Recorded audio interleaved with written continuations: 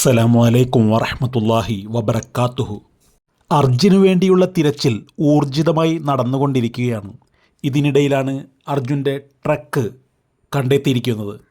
കൂടാതെ ട്രക്കിലുണ്ടായിരുന്ന 3-4 തടികളും കണ്ടെത്താൻ സാധിച്ചിട്ടുണ്ട്. മാത്രവുമല്ല, ട്രക്ക് 3 പാർട്സായിട്ടാണ് കിടക്കുന്നത് എന്നുമാണ് അറിയാൻ സാധിച്ചിട്ടുള്ളത്. ഗംഗാവാലി പുഴയിൽ ശക്തമായ അടിയൊഴുക്കാണ് അനുഭവപ്പെട്ടുകൊണ്ടിരിക്കുന്നത്.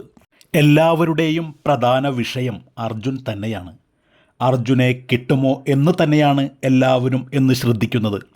കാരണം കരയിലാണ് എന്ന് പറഞ്ഞ് 6-7 ദിവസമായി കരയിൽ അന്വേഷണം നടത്തിയതിന് ശേഷം കരയിൽ ഇല്ല, വെള്ളത്തിലായിരിക്കുമെന്ന് തിരിച്ചറിഞ്ഞ് വെള്ളത്തിലേക്കെത്തിയ ദിവസമായിരുന്നു ഇന്നലെ തന്നെ മോഡേൺ ടെക്നോളജി ഉപയോഗിച്ചുകൊണ്ട് കണ്ടെത്തുകയും ചെയ്തിട്ടുണ്ടായിരുന്നു. 20 മീറ്ററോളം അടിയിൽ ചെളിയിൽ പുതഞ്ഞ് ലോറി മറിഞ്ഞു കിടക്കുന്ന അവസ്ഥയിലാണ് എന്നാണ് ഇന്നലെ ഒറ്റനോട്ടത്തിൽ പറഞ്ഞിട്ടുണ്ടായിരുന്നത്. പക്ഷേ ഇപ്പോൾ നോക്കുന്ന സമയത്ത് 3 പാർട്സായിട്ടാണ് ഉള്ളത് എന്നാണ് അറിയാൻ സാധിക്കുന്നത്. ഇനി കുറച്ച് നേരം കൂടി കഴിയുമ്പോൾ അതിൻ്റെ അവസ്ഥ എന്താണെന്നുള്ളത് കറക്റ്റായ രീതിയിൽ നമുക്കറിയാൻ സാധിക്കും. ആരാണെന്നറിയില്ല കരയിൽ ആദ്യം അന്വേഷണങ്ങൾക്ക് നേതൃത്വം കൊടുക്കാൻ പറഞ്ഞത്. കർണാടകയിലെ കളക്ടർ തന്നെ പറയുന്നുണ്ടായിരുന്നു ഇത് നദിയിൽ തന്നെയാണ് ഉള്ളത് എന്ന് ഉറപ്പിച്ചു പറയുന്നുണ്ടായിരുന്നു. ഇങ്ങനെയുള്ള ഒരുപാട് ചോദ്യങ്ങൾ ബാക്കി നിൽക്കുകയാണ്. എങ്കിലും ചോദ്യം ചോദിക്കുമ്പോഴും ഓരോ കാര്യങ്ങളും അറിയാൻ ആളുകൾക്ക് ആവേശം കൂടുകയാണ്. ഷിറൂരിൽ നടന്ന അപകടത്തിൽ പല ആളുകൾക്കും പല അഭിപ്രായങ്ങളായിരുന്നു വിവിധ കോണുകളിൽ നിന്നും കേൾക്കാൻ സാധിച്ചിട്ടുണ്ടായിരുന്നത്. ലോറി മണ്ണിലടിയിലാണെന്നുള്ള നിഗമനത്തിലായിരുന്നു ആദ്യ ദിവസങ്ങളിലുണ്ടായിരുന്ന രക്ഷാപ്രവർത്തനങ്ങൾ. പിന്നീട് അവിടെ ഇല്ല എന്ന് സേന സ്ഥിരീകരിച്ചപ്പോഴും സൈന്യത്തിന് തെറ്റി എന്നുള്ള ഒക്കെയുള്ള നിഗമനങ്ങൾ ഉണ്ടായിരുന്നു. ഒടുവിൽ പുഴക്കുള്ളിൽ തന്നെ ലോറി ഉണ്ടെന്ന് സത്യമായതോടെ ഒടുവിൽ പുഴക്കുള്ളിലുള്ള ലോറി മുങ്ങിത്താഴുന്നത് നാഗേഷ് ഗൗഡ എന്ന കന്നഡ സ്വദേശിയുടെ വെളിപ്പെടുത്തലായിരുന്നു. കന്നഡ സ്വദേശിയായ നാഗ ഗൗഡയുടെ ആ ഒരു വാർത്ത ഇന്നലെ നമ്മുടെ ചാനൽ കൂടി പറഞ്ഞിട്ടുണ്ടായിരുന്നു. 2-3 ദിവസം മുൻപ് ഇദ്ദേഹം വെളിപ്പെടുത്തിയെങ്കിലും ആർക്കും അദ്ദേഹം പറഞ്ഞത് വിശ്വസിക്കാൻ കഴിഞ്ഞിരുന്നില്ല.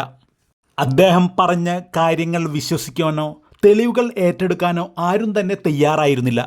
എല്ലാവർക്കും അതൊരു ബുദ്ധിമുട്ടായി മാറുകയായിരുന്നു. ഇദ്ദേഹത്തിൻ്റെ വാക്കുകൾ വിശ്വസിക്കാൻ ആളുകൾക്ക് ബുദ്ധിമുട്ടായിരുന്നു എന്നാണ് തോന്നുന്നത്. ഷിറൂരിൽ എന്താണ് സംഭവിച്ചതെന്ന് ഒരു ദൃക്സാക്ഷിയെ കണ്ടെത്താൻ സാധിക്കാത്തതിൽ തന്നെ ഷിറൂർ ദുരന്തം സൃഷ്ടിച്ച വലിയ പ്രതിസന്ധികളിലൊന്ന് പ്രധാന കാരണമാണ്. ദുരന്താവസ്ഥയിൽ അപ്പോഴുണ്ടായിരുന്ന എല്ലാ മനുഷ്യരും അപകടത്തിൽപ്പെട്ടിരുന്നു.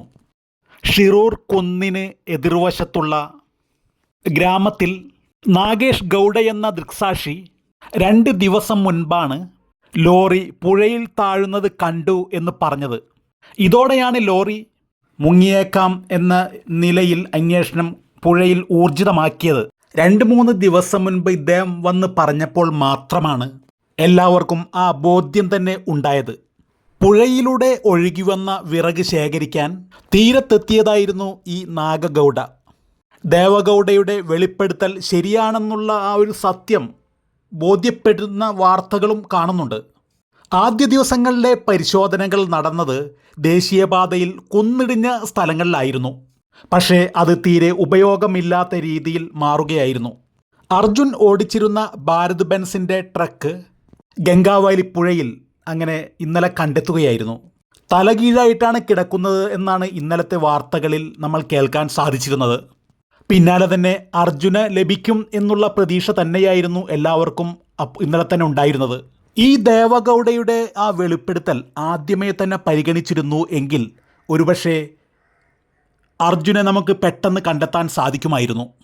എന്തൊക്കെ തന്നെയായാലും ലോറി കണ്ട സ്ഥിതിക്ക് ഇനി അർജുനെ അർജുനെ കണ്ടെത്താനുള്ള പരിശ്രമങ്ങൾ നല്ല ഊർജിതമായിട്ടുകൊണ്ട് തന്നെ നടന്നുകൊണ്ടിരിക്കുകയാണ്. എത്രയും പെട്ടെന്ന് തന്നെ അർജുനെ കണ്ടെത്തട്ടെ എന്ന് നമുക്ക് പ്രാർത്ഥിക്കാം.